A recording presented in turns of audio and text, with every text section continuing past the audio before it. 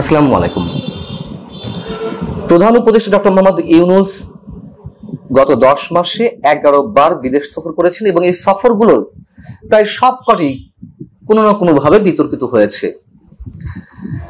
কেন এই বিতর্কগুলো সৃষ্টি হচ্ছে, কারা সৃষ্টি করছে? তিনি যে যুক্তরাজ্য সফরে রয়েছেন এই মুহূর্তে, সেই যুক্তরাজ্য সফরকে কেন্দ্র করেও একাধিক ইস্যুতে লঙ্কা কাণ্ড ঘটে গেছে। সর্বশেষ যে বিষয়টি জানা গেছে যে ব্রিটেনের প্রধানমন্ত্রী কিয়ার স্টারমারের সঙ্গে তার বৈঠক হচ্ছে না, বা কিয়ার স্টারমার তার সঙ্গে সাক্ষাতে বসছেন না।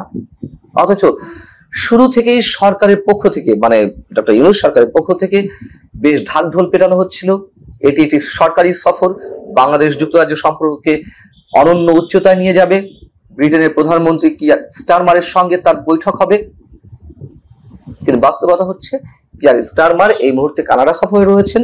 সেখানে তিনি কানাডার নতুন যে প্রধানমন্ত্রী মার্ক কার্নির সঙ্গে বৈঠক করবেন এবং পরবর্তীতে এটি হবে 14 তারিখে, আর 15 থেকে 17 জুন G7 সম্মেলন, সেখানে তো তিনি খুব স্বাভাবিকভাবেই উপস্থিত থাকবেন, এই সম্মেলনে যোগ দিবেন।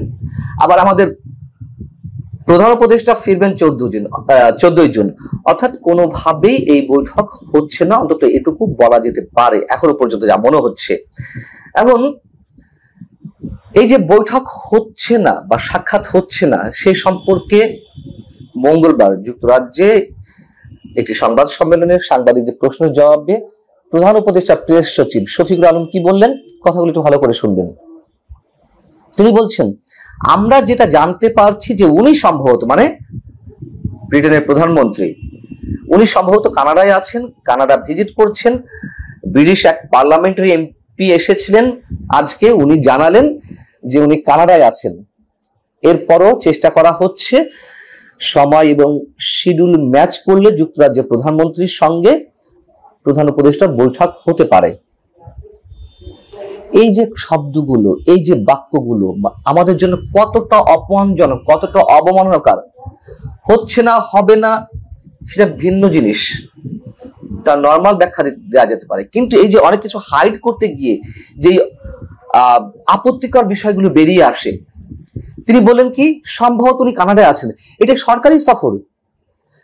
বাংলাদেশের সরকারের প্রধান গেছেন যুক্তরাজ্য সফরে, এখানে সম্ভবত, বোধ হয়, হতে পারে, এই শব্দগুলো কেন আসবে? আর যে দেশ সফরে গেছেন সেই দেশের প্রধানমন্ত্রী কোথায় আছেন উনি নিশ্চিত নন। আবার কি বলছেন, এক পার্লামেন্টারি এমপি এসেছিলেন, তিনি বললেন যদি এটি সরকারি সফর হয়ে থাকে, একজন পার্লামেন্টারিয়ান বা একজন এমপির কাছ থেকে কেন এই তথ্য জানতে হবে? এটা তো সরকারের পক্ষ থেকে বলা হচ্ছিল যে এটি সরকারি সফর। কেন এইভাবে আগ বাড়িয়ে ডক্টর মোহাম্মদ ইউনূসকে বিশাল উচ্চতায় উঠাতে গিয়ে আবার ধপাস করে একবারে মাটির সাথে মিশিয়ে দেওয়া হচ্ছে, বা তিনি নিজে মাটির সাথে মিশে যাচ্ছেন? কতটা অকূটনৈতিক সুলভ এই শব্দগুলো, এই আচরণগুলো।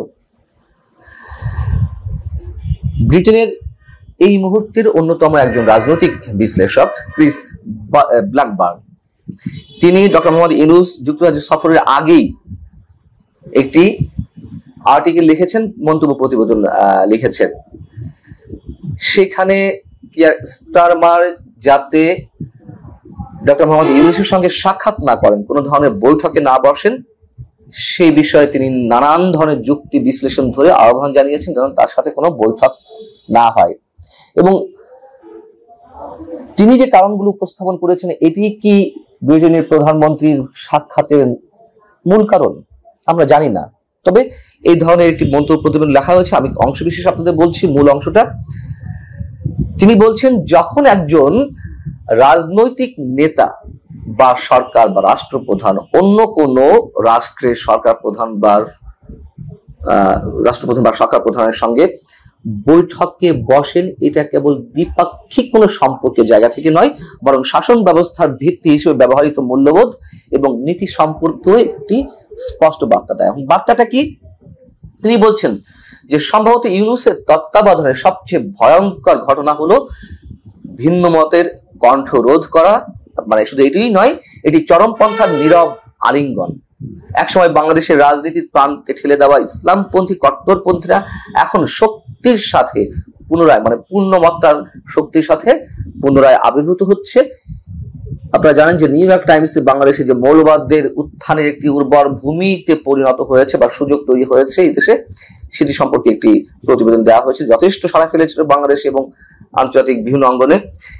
তিনি বলছেন নিউ ইয়র্ক টাইমসে সেই প্রতিবেদনের রেফারেন্স দিয়ে, এই প্রতিবেদন অনুসারে এই গোষ্ঠীগুলো কঠোর ধর্মীয় নীতি আরোপ করছে, শিল্পী, কর্মী এবং নারীদের হুমকি দিচ্ছে এবং দেশটি যে ধর্মনিরপেক্ষ ভিত্তির উপর প্রতিষ্ঠিত ছিল তা ধ্বংস করছে। ইউনুসের প্রশাসন তাদের অন্য জায়গা করে দিচ্ছে বলে মনে হচ্ছে। সুবিধাজনক ভাবে হোক অথবা হিসাব নিকাশের বাইরে হোক, যেভাবেই হোক, বাংলাদেশে বহুত্ববাদের মূল্য এরই মধ্যে তার ঘাটতি অনুভূত হচ্ছে।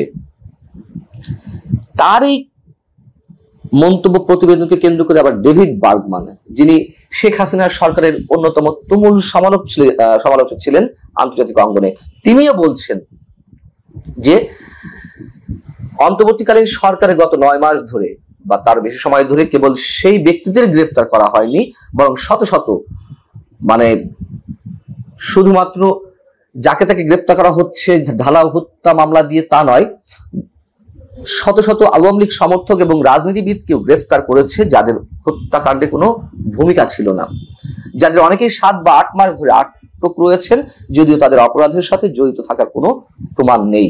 ক্রিস ব্ল্যাকবার্ন কথাও বলছেন যে এর মধ্যে amnesty international, human rights watch, committee to protect journalist, এই ধরনের মানবাধিকার সংগঠনগুলো এরই মধ্যে ডক্টর ইউনূস সরকারের মানবাধিকার বিষয়গুলোকে কেন্দ্র করে তুমুল সমালোচনা করেছে। এই অবস্থায় ইয়ার স্টামার যদি ডক্টর ইউনূসের সঙ্গে মানে কোনো ধরনের সাক্ষাৎ করেন বা বৈঠকে বসেন, তাহলে অভ্যন্তরীণ রাজনীতিতেও ব্যাপক বিরূপ প্রভাব পড়বে। এখন আমরা জানি যুক্তরাজ্যে মানবাধিকার ইস্যুগুলোকে যথেষ্ট গুরুত্ব দেওয়া হয়, যদিও একথাও আমরা জানি যে এই মানবাধিকার বিষয়গুলোকে আবার তারা বিভিন্ন জায়গায় অস্ত্র হিসেবে ব্যবহার করে। সেই জায়গা থেকে স্টারমার সজ্ঞানেই তিনি ডক্টর মোহাম্মদ ইউনূসের সঙ্গে সাক্ষাতের বিষয়টি এড়িয়ে গেছেন কিনা আমরা নিশ্চিত নই। তবে হলো যে না বা হচ্ছে না এটা মোটামুটি নিশ্চিত। এবং সরকারের পক্ষ থেকে কেন এই বিষয়গুলো আগে থেকে ঠিক করা হয় না, কবে বৈঠক হবে, কবে কি হবে, এবং আমরা দেখেছি প্রত্যেকটি সফরের আগে, বিদেশ সফরের আগে এরকম অনিশ্চয়তার মধ্যে দিয়ে তারা কথা বলে।